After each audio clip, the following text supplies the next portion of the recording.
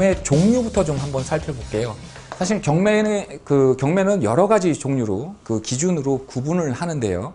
그 구별의 식은 없는 것들이 더 많습니다. 근데 많은 분들이 이 용어는 무슨 뜻이에요? 이 용어는 무슨 뜻이에요? 그리고 질문이 들어오거든요. 이게 알고 나서 이게 별게 아니구나 라는 걸 알면 상관이 없는데, 별거 아닌 것도 그게 별거 아니라는 걸 모르면 불안할 수밖에 없죠. 일단 경매의 종류부터 살펴보겠습니다. 첫 번째는요,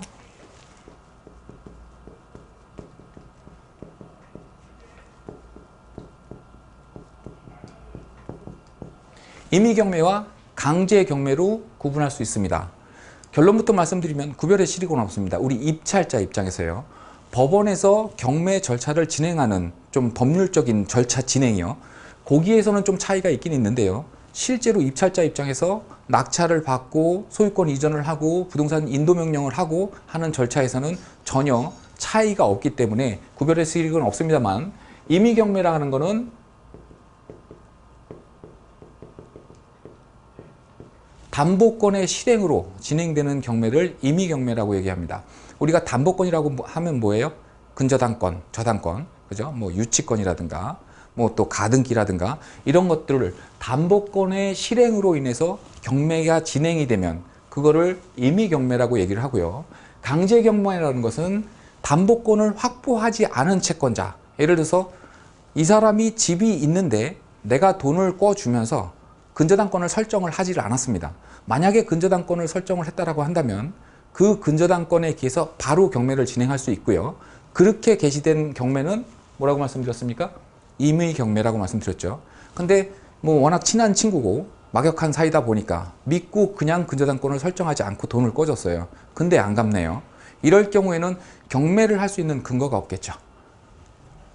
대여금 반환 청구 소송이라는 소송을 해야 되고요. 그 소송에서 판결이 나오면 그 판결문에 집행문을 부여받아서 경매를 신청할 수 있는데, 그렇게 담보권이 아닌 채무명의라고 얘기를 하는데요. 채무명의에 의해서 경매가 진행되는 것을 강제경매라고 얘기를 합니다.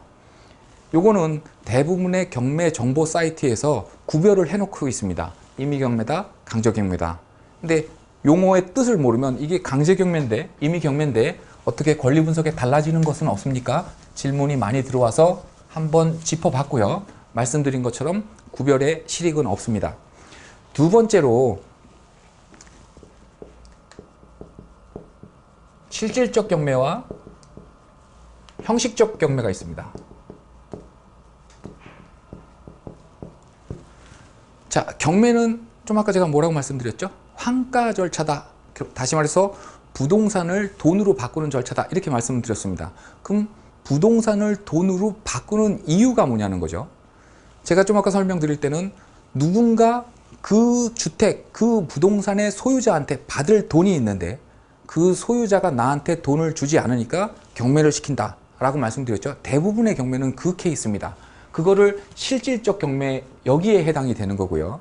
다시 말해서 무슨 얘기냐면 갚을 돈이 있기 때문에 경매되는 거, 이게 실질적 경매고요. 형식적 경매라는 거는 갚을 돈이 없는데도 불구하고 경매를 하는 경우, 갚을 돈이 없는데도 불구하고 경매를 하는 경우는 어떤 경우가 있을까요? 주택이 있습니다. 요즘은 부부가 아파트 같은 경우도 공동 소유로 많이 하죠. 꼭 부부가 아니더라도 누구든지 공동 소유가 가능합니다. 이거를 공유라고 얘기를 하는데요. A라는 사람이 2분의 1 지분을 갖고 있고요. B라는 사람이 2분의 1 지분을 갖고 있습니다. 뭐 이 부부일 수도 있고 친구일 수도 있고 전혀 또 모르는 사람일 수도 있습니다. 근데 공유로서 2분의 1을 갖고 있다는 얘기는 그 부동산의 좌측 2분의 1 또는 우측 2분의 1을 소유하고 있다는 얘기가 아니고요.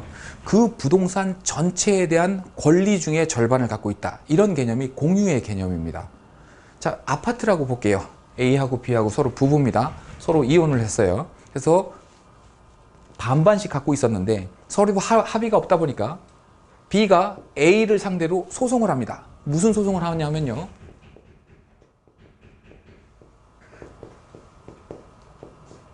공유물 분할 청구 소송을 합니다. B가 A하고 이 집을 반반씩 소유하고 있었는데요. 더 이상 A랑 같이 이 부동산을 공유하고 싶지 않습니다. 그러니까 재산 분할해 주세요 라는 청구가 들어간 거죠. 그러면 아파트라고 봤을 때 또 뭐 단독주택이라도 마찬가지입니다.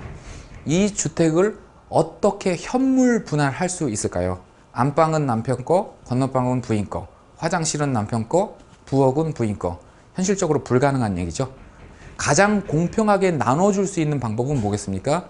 이 집을 팔아서 그 돈을 지분의 비율만큼, 지금은 2분의 1, 2분의 1이니까 예를 들어서 5억에 팔렸다 그러면 2억 5천, 2억 5천씩 나눠주는 거. 그죠? 이런 게 가장 공평한 방법일 수 있습니다. 그래서 누군가 공유자 중에 누군가가 공유물 분할 청구 소송을 하게 되면 법원은 부동산에 대해서는 대부분 거의 99.9% 그 환가 경매를 합니다. 이걸 돈으로 바꾸기 위해서. 자, 경매라는 거는 부동산을 돈으로 바꾸는 절차인 건 맞는데요. 이거는 누군가한테 갚을 돈이 있어서 경매가 진행되는 건 아니죠. 그죠? 이런 경우 우리는 이런 종류의 경매를 형식적 경매라고 얘기를 합니다. 역시 구별의 실익은 없습니다. 이것도 많은 그 경매 정보 사이트들이, 회사들이 실질적 경매냐 형식적 경매냐를 표시해 놓고 있기 때문에요. 사실은 표시할 필요는 없는데 표시를 친절하게 해놓다 보니까 이걸 보고 이건 뭐예요? 권리 분석이 또 달라지는 거 아닙니까? 라고 묻는 분들이 많이 계셔서 또 한번 짚어봤습니다.